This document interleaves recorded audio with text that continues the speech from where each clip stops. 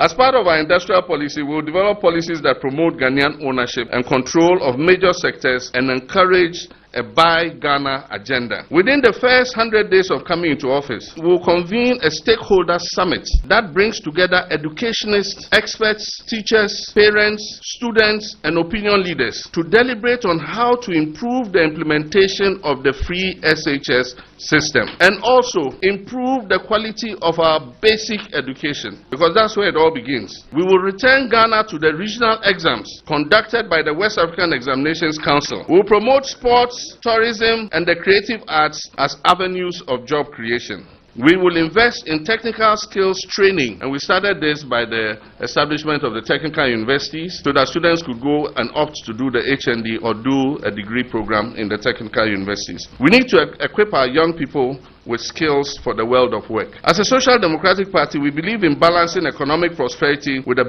well-being of workers and promoting equality. We will engage in an annual governance dialogue with organized labor groups, CSOs, and other recognized groups. And finally, we aim to expand economic freedom primarily through thriving small enterprises, development initiatives at the district assembly levels, and cooperative schemes. Cooperative is going to be a central plank in our policy for assisting small businesses, as well as through our natural resource sectors and manufacturing. This approach will promote economic growth and avoid concentrating power, control, and capital in the hands of a few large corporations. Keep watching.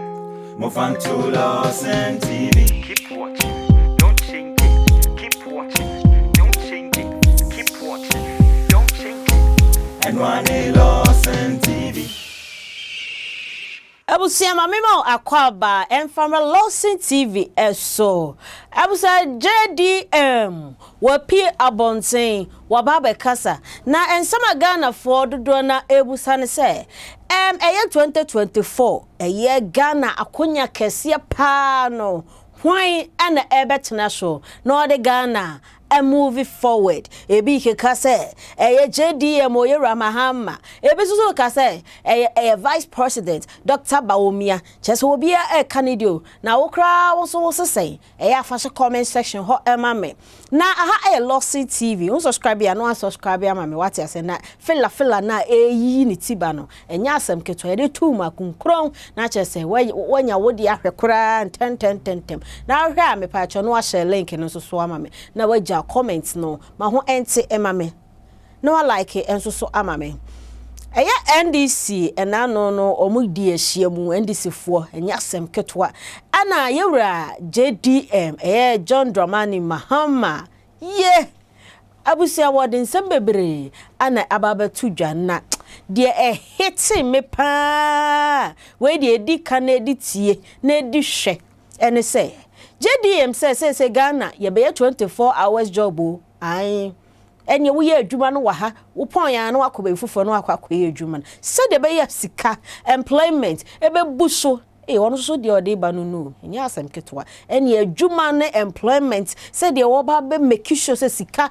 ebe ba titu emebunu nsem enye adwuma ebe pie e wo man Ghana mu no enye asem ketwa enye nyoma so de se ye betete so ani se hu Abusia JDM say yantoma no anasa montoma no sa motoma na enwoma wahyehyɛ pa wo ba beje agu Ghana fo so no enya asem ketwa ye be kɔ ne akwakotie abra oni TUC4 and any NDC4 ehyiamu anasa mu meeting e kɔ so no ensama yera JDM John Dramani Mahama okandini a odi NDC for no e kan no pachi yenkotie na no desem embra. People, action.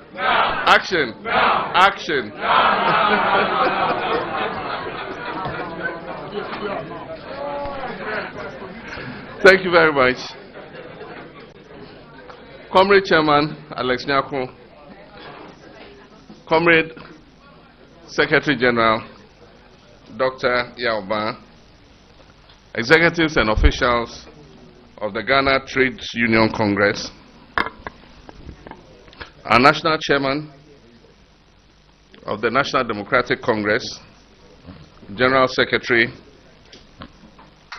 of NDC, my brothers and sisters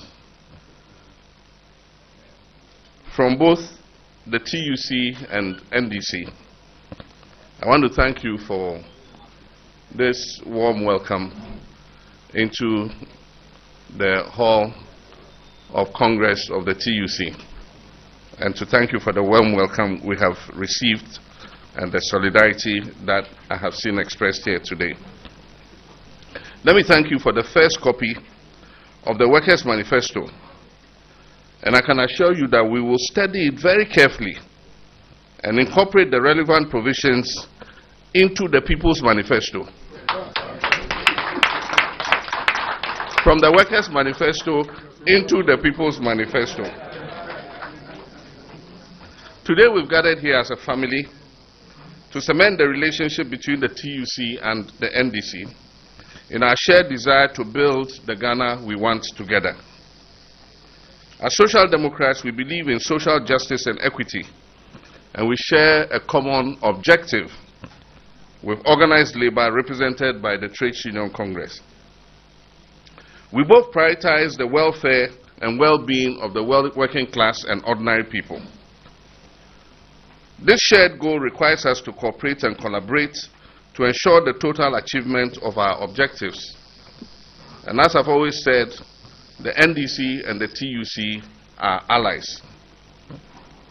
The history of global development shows that trade unions have been instrumental in shaping economies to promote universal human well-being. The progress made in the Western world and other advanced economies is a testament to the tenacity and resilience of workers' unions. I believe that today's interaction will mark the beginning of even deeper relations to safeguard our common interests and ensure a better future for the working people of our country.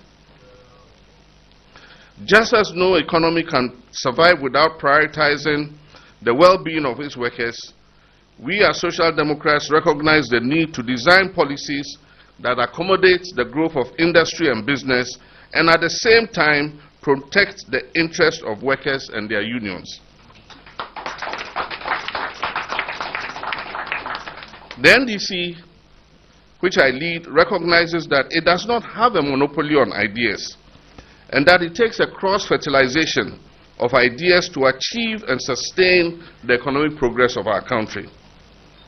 And we acknowledge the pool of ideas and expertise at the disposal of the TUC and recognize that you have clear perspectives of the challenges confronting our country in this era, as evidenced in your Workers' Manifesto.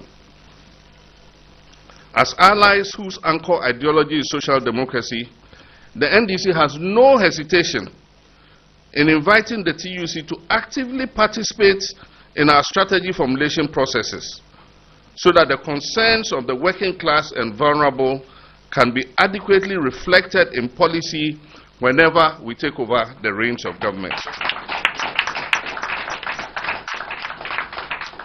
Comrades and friends, no political party in Ghana is better aligned to pursue policies favorable to the working class than the National Democratic Congress. We firmly and openly ascribe to the tenets of social democracy, believing that the state and the markets can work together to ensure economic expansion and equitable sharing of the fruits of economic growth.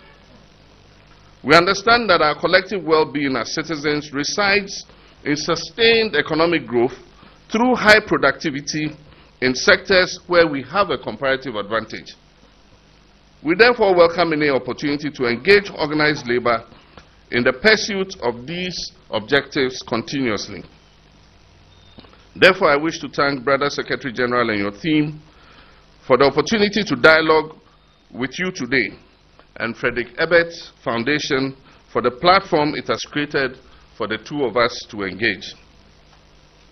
Comrade Secretary General, our beloved country has been hit very hard by harsh economic conditions over the last couple of years. Under this current administration, Ghana has witnessed severe adverse effects due to what we in the NDC and many Ghanaians consider a self-inflicted economic crisis. The high inflation rates, high cost of living, destruction of jobs, debt crisis, and negative impact on investors are some of the effects of this administration's failed policies. The economic crisis has significantly impacted workers and citizens generally. Unemployment rates, particularly amongst the young people, have risen to their highest in recent memory, making it difficult for many to find stable and decent paying jobs. Inflation and exchange rate volatility have eroded workers' purchasing power and have pushed many beyond the poverty line, below the poverty line. The healthcare and education sectors have also been negatively affected with inadequate funding and deteriorating quality of services. Our economy is plagued by high public debt levels, which hinder investments in social and economic development projects. And I give you, for example, in 2016, if you shared the public debt of 120 billion among 30 million Ghanaians, each Ghanaian owed 4,000 Ghana cedis. Today, if you divide the debt of 577 billion by 30 million Ghanaians, all of us sitting here owe 19,000 cedis.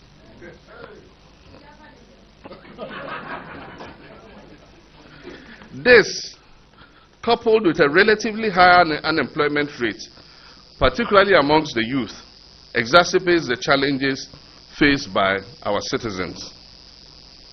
Inflation and exchange rate volatility further erode workers' purchasing power, as I said.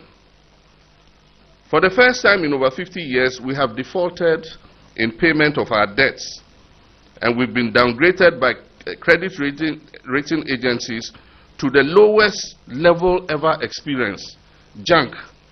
In other words, baller status.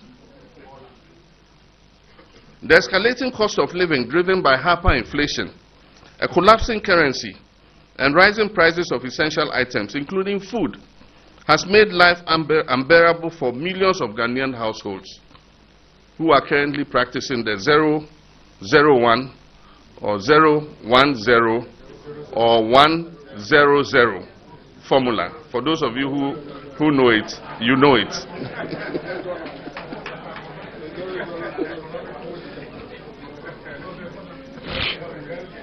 Due to the government's debt restructuring program, the working and middle classes face the greatest threat to their livelihoods.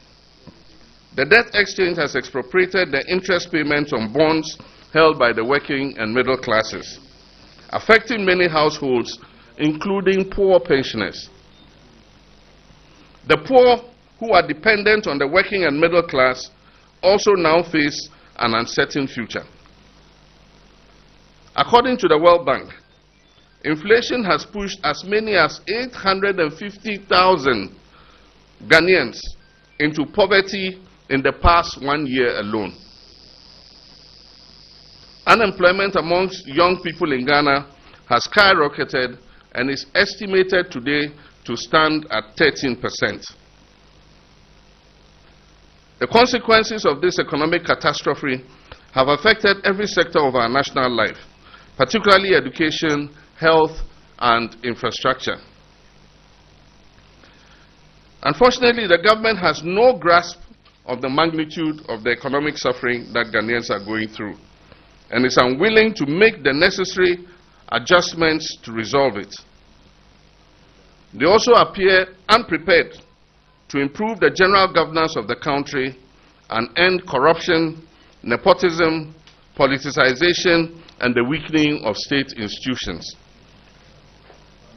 They are oblivious to our country's failing state of education and health care and remain fixated on poorly implemented programs that have thrown the sectors into crisis.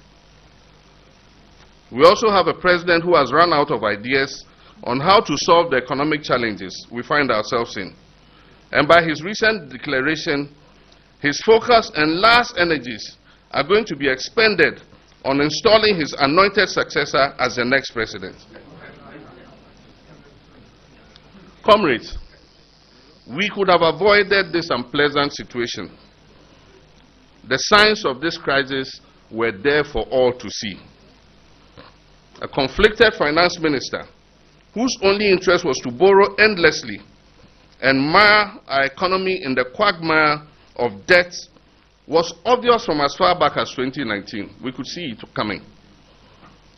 A president whose budget was creatively crafted to hide huge liabilities in order to present a favorable economic outturn to the world so that he could borrow more from the international capital market was evident for all to see.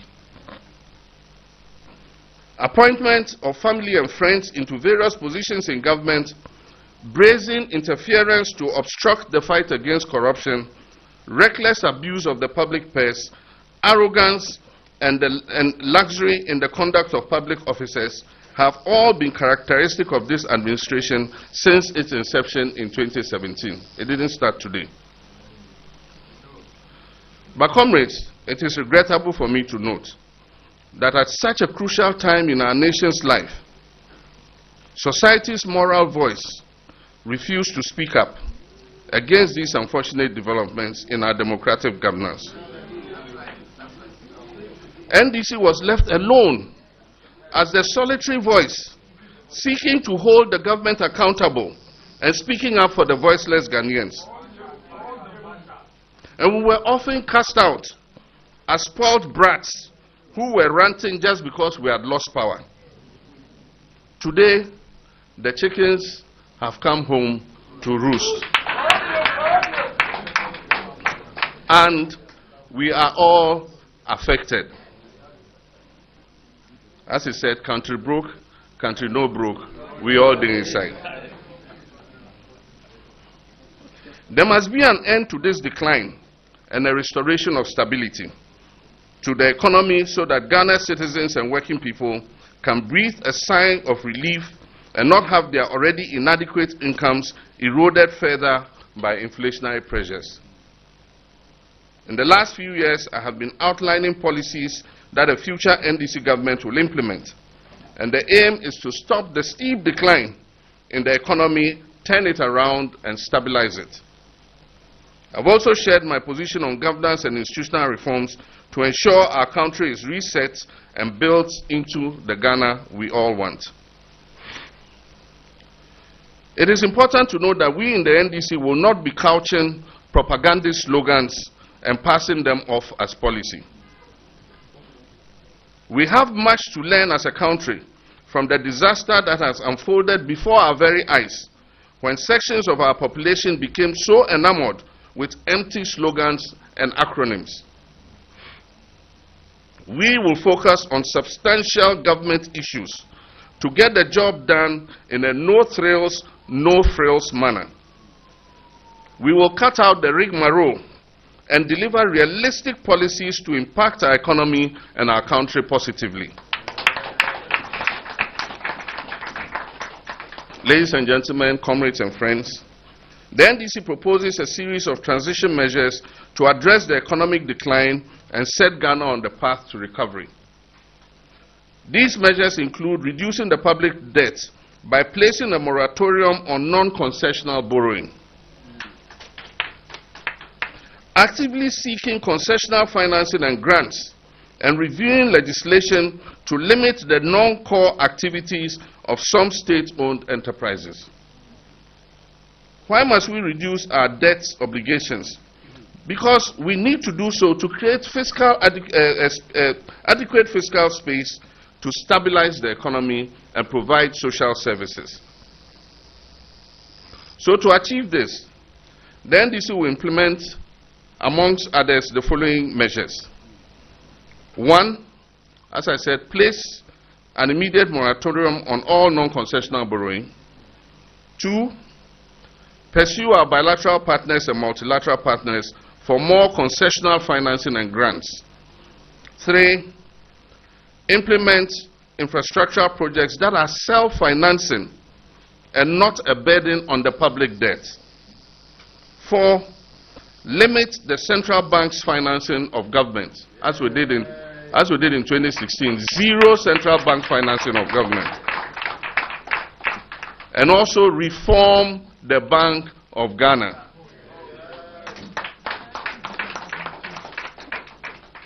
5, tighten legislation to put a cap on debt accumulation and prevent any future reckless finance minister from borrowing, as has been witnessed under this administration.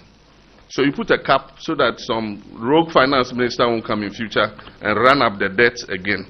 And so if we say the debt must be 60% of GDP, every year you must calculate and make sure that you are under 60% of GDP. If the finance minister exceeds it, he will be sanctioned.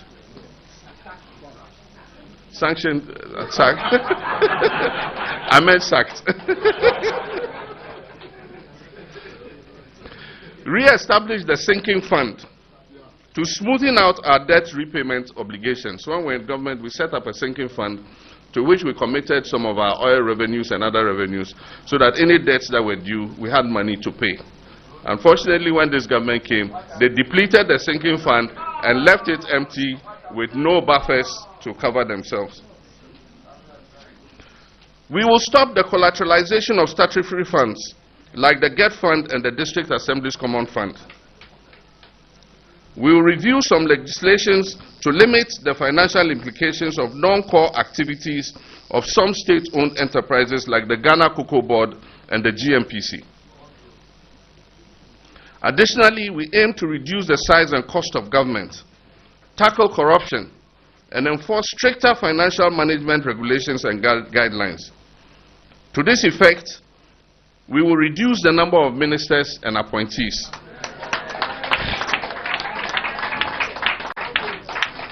We will merge ministerial portfolios to prune down the number of ministries drastically. For instance, I don't see why we have aviation ministry, railways ministry, transport ministry, and all the other ministries. Sanitation ministry, local government ministry, business development ministry. We will reduce waste and cost overruns, institutional borrowing, and breaches in public procurement rules. We will ensure compliance with internal and external financial control systems. We will review, and I'm sure, let Secretary General sit down. We will review and eliminate ex gratia in its current form.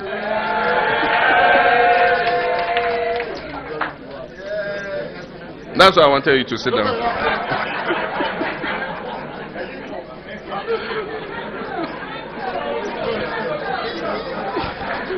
Comrades and friends, we will recalibrate and amalgamate duplicated state agencies. In some cases, there are state agencies doing the same thing.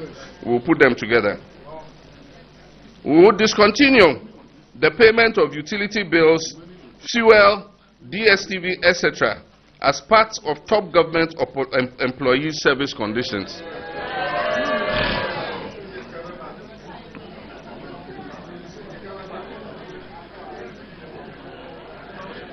The recent misuse of public funds by government officials demands more creative and stricter measures to prevent further financial losses. Therefore, we will introduce stricter financial management regulations and guidelines to prevent the over 17 billion Ghana cedis that is lost in annual financial irregularities. We will also safeguard the principle of value for money in public procurement by establishing an independent value for money office that will vet any project above a specified ceiling approved by Parliament.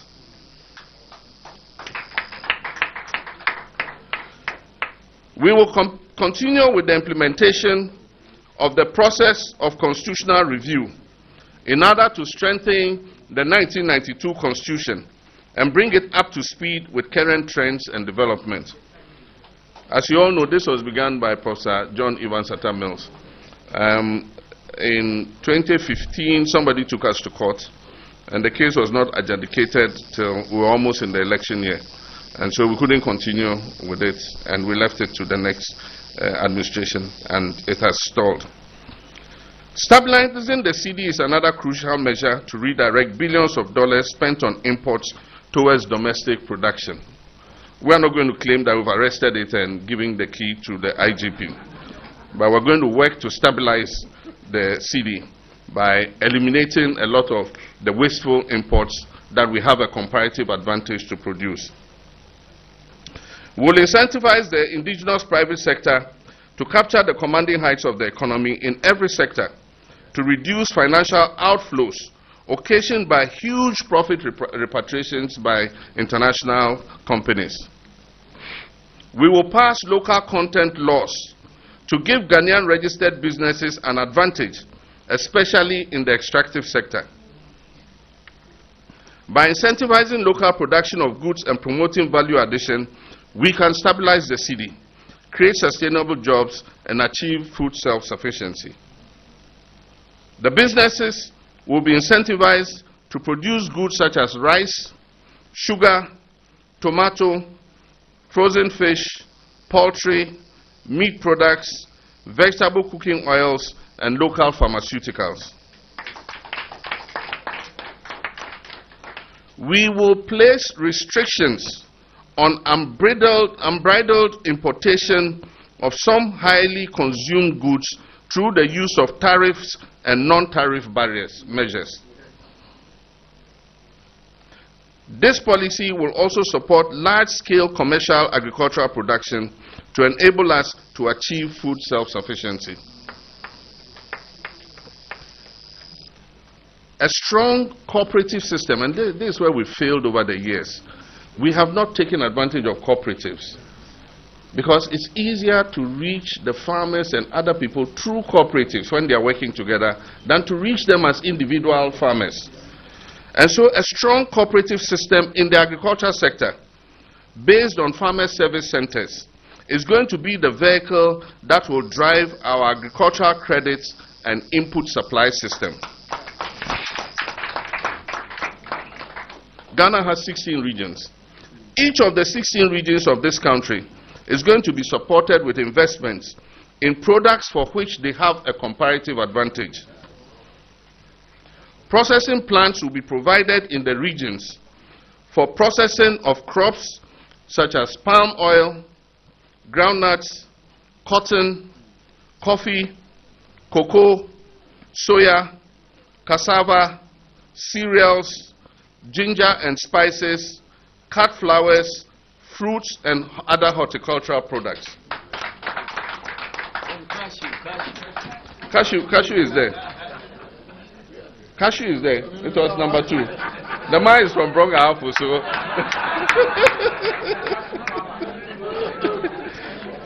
For his benefit, let me go over it again. Palm, cashew, groundnuts, cotton, coffee, cocoa, soya, cassava, cereals, ginger, spices, cut flowers, fruits, and other horticultural products. Somebody shouted Shenat, you're right. We will involve the private sector in our national food buffer stock arrangements to improve efficiency and cut out waste. We will rehabilitate and preserve our remaining forest reserves through revenues received from carbon offsets. Hundreds of thousands of jobs will be created this way in the forestry sector. We also intend to strengthen accountability in our gold export industry and promote an integrated bauxite and alumina industry to increase returns from the extractive sector. It is widely known and acknowledged that the figures we capture as our gold exports are far lower than the quantity of the metal that leaves our shores. Implementing better accountability in this gold mining sector and gold export sector can yield billions of dollars for this country. We will prioritize value addition by increasing domestic processing and refining of our gold before export, and will continue to pursue the dream of establishing an integrated bauxite and alumina industry. Brother Secretary General, I make you a firm pledge that we'll work together and lead a team to revamp and reignite some strategic industries. You mentioned some of them. Tor is one, Bost is another, Valco is another. Industries like that, we would work to revitalize them. And I agree with you when you say that it's not only the private sector that can run industry. The government and public states too can run industry. And we proved it in our time. When we were in office, Tor was working. Boss was working and making profits. The state enterprises were working. We said that we revived the Kumasi shoe factory. And so these are things that can work, and we'll continue to look at them. In this green transition period, we will partner with our multinational partners such as Talo, ENI, ACA, and others who are active in our upstream oil industry to speed up and bring into operation more oil and gas fields that have needlessly been delayed under this government. This will generate extra revenue to enable us stabilize the economy. We will explore a partnership under PPP arrangements between the ECG and some serious private sector organizations in the downstream distribution sector. The private sector participation would assist ECG in distribution of prepaid meters and collection of bills. We will rationalize the power sector and develop strategies to bring down the cost of power. We will also accelerate the integration of solar energy into our transmission grid. Once we halt the decline, and then here we intend to remove taxes on solar equipment to make them cheaper for Ghanaians to procure. Once we halt the decline of the economy, we will begin to witness the full impact of our policies towards achieving our goal of building the Ghana we want together. We will update the 40-year development plan and continue with its implementation. The NDC's vision for building the Ghana we want is centered around the 5 pillars of the 40-year development framework, which we formulated before we left office in 2016. And that is 1, build an industrialized, inclusive, and resilient economy. 2, creating an equitable, healthy, and prosperous nation. 3, developing well-planned, safe communities while protecting the natural environment. 4, building effective, efficient, and dynamic institutions for national development. And 5, strengthening Ghana's role in Africa and international affairs. Our policies will align with these pillars, and we welcome input and collaboration from the TUC and our other allies. In addition to the above, I would like to highlight some significant sectorial and sub-sectorial policies that we intend to implement to further our agenda for building the Ghana we want. Our commitment to the public sector will involve improving its role as a service provider and provider of jobs. Therefore, we will review and reposition all public sector organizations, promote innovation, improve services and management. Additionally, we will implement new strategies to establish key performance indicators, making state agencies efficient, effective, and productive. Appointments to state-owned enterprises will be merit-driven and not based on whether you are the friend or family of the president. And more importantly, we'll protect workers' rights to join a union.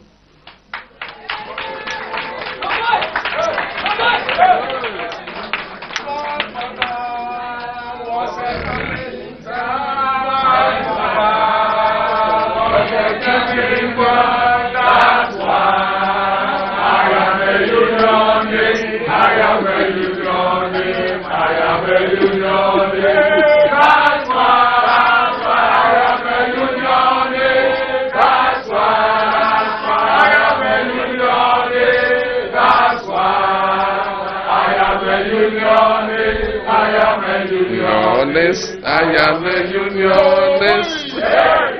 Working women. Working women.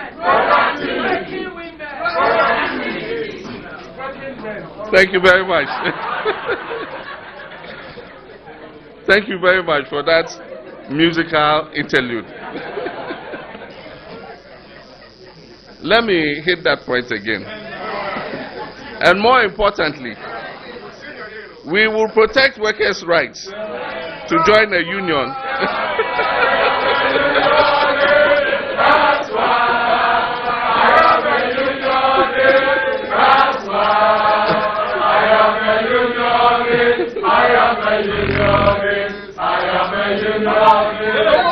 Choboy, thank you.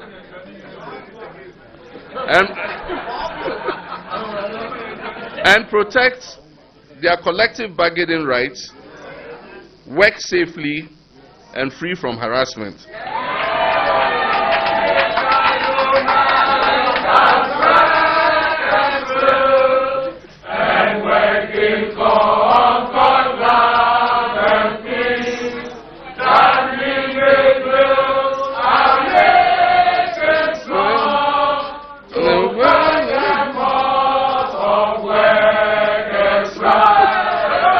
Choboy, thank you.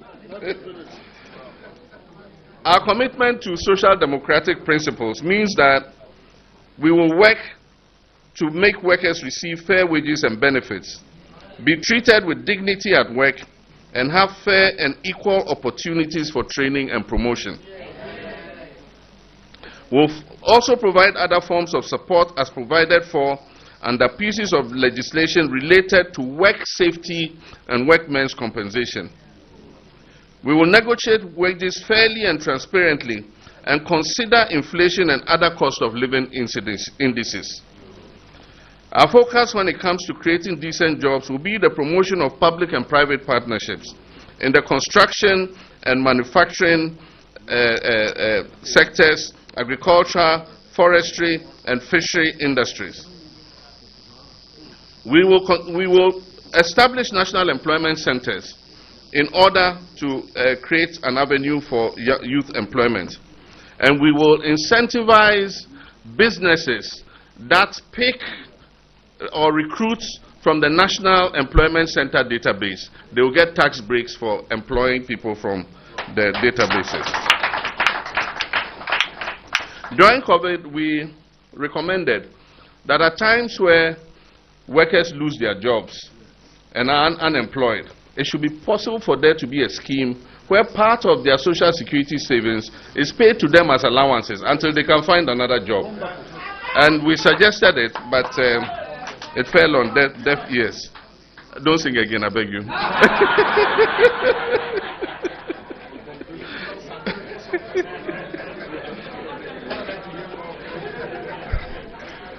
We intend to implement a 24-hour economy. And by this, we will provide incentives in terms of reduction in corporate taxes and other exemptions to businesses that will sign up to the 24-hour economy initiative. And if we remember, in the past, but then we must also look at the security side and make sure that we provide them with security. Because if you remember, in the past, filling stations used to work 24 hours. Unfortunately, armed robbers started attacking them, and because of that, they all closed at about 10 o'clock. And so if we're able to provide them with adequate security, businesses and services like that, there's no reason why they can't operate 24 hours. And we'll give them the tax incentives to be able to do so. We'll identify and promote strategic growth areas such as IT with a targeted $3 billion investment and drive an aggressive infrastructure development under our Big Push program. We will shift attention from the macro economy to the micro and focus on growth in the real sector instead of just on macroeconomic stability.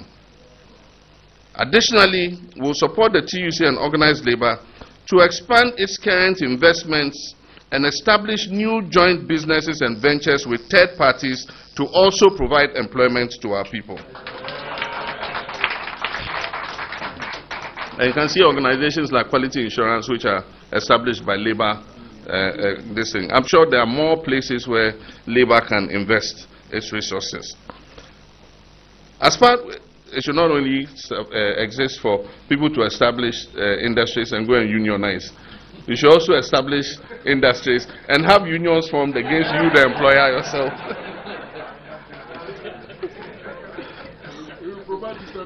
Yeah. As part of our industrial policy, we will develop policies that promote Ghanaian ownership and control of major sectors and encourage a Buy Ghana agenda. The NDC government, in partnership with organized labor, the metropolitan, municipal and district assemblies and the private sector, will implement a social housing scheme that will enable working people to own houses in any district of their choice in their lifetime. We will remove the cap that diverts monies generated by the National Health Insurance Levy into the consolidated fund, so that the NHIS can receive its full amount of money so that it can pay its service providers and deliver better quality service. Within the first 100 days of coming into office, we'll convene a stakeholder summit that brings together educationists, experts, teachers, parents, students, and opinion leaders to deliberate on how to improve the implementation of the free SHS system and also improve the quality of our basic education, because that's where it all begins. We will return Ghana to the regional exams conducted by the West African Examinations Council, so that it will be possible to compare the performance of our children with our English-speaking neighbors in the sub-region. Right now, we write a local Ghana exam. We mark it ourselves. We mark our own script, and we give ourselves high marks, and we tickle ourselves, and we are laughing that things are improving. If you don't have any benchmark to compare, how can you tell you are improving? We'll promote sports, tourism, and the creative arts as avenues of job creation. We'll incentivize the service sector to promote its fast growth and its contribution to GDP.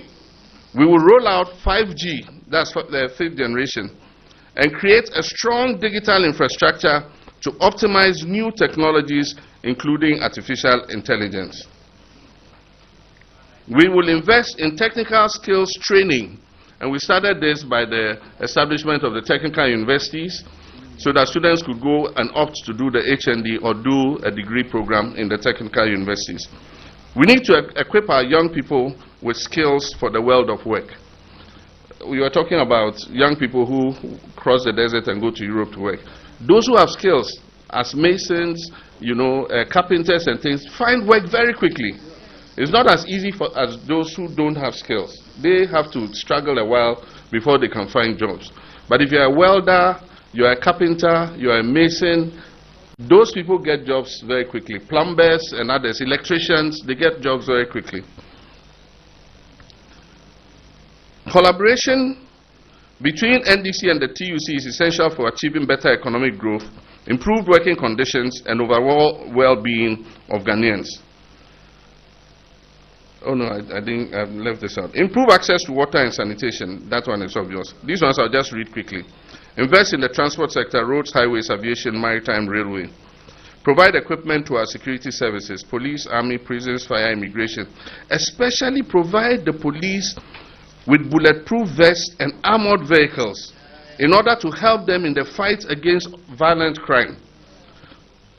We give them ordinary vehicles, they go to confront armed robbers, and they shoot and kill them. As a social democratic party, we believe in balancing economic prosperity with the well-being of workers and promoting equality. We will engage in an annual governance dialogue with organized labor groups, CSOs, and other recognized groups. Once a year, we will have a governance summit. We will sit together and see if we are making progress in our governance. You all be there to mark us and see whether we're doing well or we're not doing well. And as I announced already, we'll set up a governance advisory committee which will release every year the state of governance reports in Ghana. And we'll use that as a basis to make corrections if we are going off the path. And finally, we aim to expand economic freedom primarily through thriving small enterprises, development initiatives at the district assembly levels, and cooperative schemes. Cooperative is going to be a central plank in our policy for assisting small businesses, as well as through our natural resource sectors and manufacturing. This approach will promote economic growth and avoid concentrating power control and capital in the hands of a few large corporations. Comrade Secretary General, Comrade Chairman, and officials of the TUC of Ghana, I want to thank you so much and your team for your patience in welcoming and listening to us. We don't intend this to be a one-time engagement. We understand that through the ambit of the Building Ghana tour, this will be an ongoing process, which you recall we started before our 2020 manifesto, to fully build the trust and confidence of our social democratic family to achieve our shared aspirations for Ghana, its workers, and its people.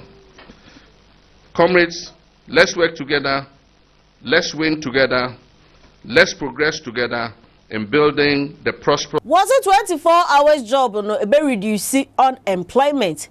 Say no obi ntimi nkasa metifie minya adwuma nyo dabi ne bre no se 2024 ye to aba ne ma no kwade a oba implement sa 24 hours job no ehono mpa na koma edaso yi wo ba ama Ghana emabu no obi a enya adwuma ye se adwuma no kɔ hanom ne e ma asempo a ana taku a no wakɔ hanom no akɔ gibi ayeden asoso ana se wakɔ akɔ ye adwuma no na ogibi esoso asoso se empumtuo ena eba Ghana eni to bebre and your tax no so enyoma bi enhye da ho hia bia no ye be reduce tax ne ade ma Ghana for yenya hoto say expansion of economy sense bebre ana JDM ekai abuso no ne ya adwen ugidi se oba obetumi aye ai for our comment no and I said sorry wa adwen kire no tro e comment section ho emma me every pemo no meba aba beken kama me san kwone na emu menye bi ma mesan e de aba besom mi bisa biem yera John Mahama ene ye vice president Dr. Bawumia why ana 2024 which will be dikan eno de twero mamu ai ye besan ehia. Keep watching. Mofanto LORDSON TV. Keep watching. Don't change it. Keep watching. Don't change it. Keep watching. Don't change it. And one LORDSON TV. Keep watching. Mofanto LORDSON TV. Keep watching. Don't change it. Keep watching. Don't change it. Keep watching. Don't change it. And one LORDSON